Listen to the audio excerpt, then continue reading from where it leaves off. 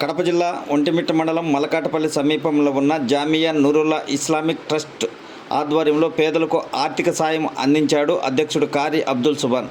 ఒంటిమిట్ట మండలంలోనే కాకుండా వివిధ మండలాలలో అనారోగ్యంతో బాధపడుతున్న వారికి మరియు ఇమాములు, మౌజన్లు, ఖురాన్ చదివే పెద్దలకు ఆర్థిక సాయం అందించి మానవత్వం చాటుకున్నారు.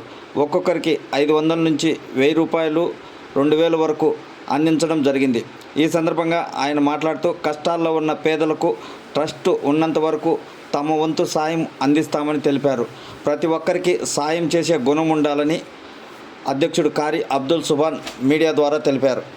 అల్లా అనుగ్రహము పెన్షన్లు వితంతువులకు, పేదలకు అందరికీ, అట్లే ఇమాములకు, మౌజన్లకు, మక్తబుల వాళ్ళకు, అట్లే ఈ నెల నుంచి ఎవరైతే మద్రసాలో ట్రస్ట్లో చదివే పిల్లలు తల్లి లేకుండా ఉండేవాళ్ళు ఉన్నారు, తండ్రులు లేకుండా ఉండేవాళ్ళు ఉన్నారు, అనాథలుగా ఉన్నారు.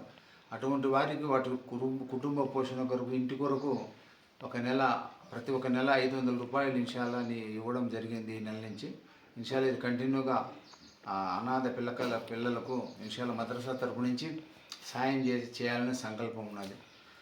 ఈ దానంలోనే చాలా మేలున్నది, దానంలో రక్షణ ఉన్నది, దానం వల్ల అభివృద్ధి ఉన్నది, దానం వలన ఇహపరలో ఒక జయం ఉన్నది. కాబట్టి ప్రతి ఒక్కరూ ఇన్షాల్లా దానధర్మ కార్యక్రమాల్లో తన సాటి సోదరులను తన యొక్క కష్టాలుగా భావించి సాయం చేయడంలోని ఇహపరలోకం యొక్క సుఖాలు ఉన్నాయి.